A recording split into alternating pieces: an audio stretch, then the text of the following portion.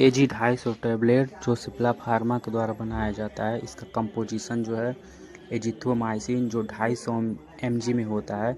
एक स्ट्रिप में आपको 10 टैबलेट मिल जाती है। AG टैबलेट जो एक एंटीबायोटिक मेडिसिन है, यह बैक्टीरियल इन्फेक्शन में इसका यूज किया जाता है। जैसे गले में इन्फेक्शन हो गया, टॉन्सिलाइटिस हो गया और कान का इन्फेक्शन, टाइफाइड और अन्य बैक्टीरियल बुखार में इसका यूज करते हैं।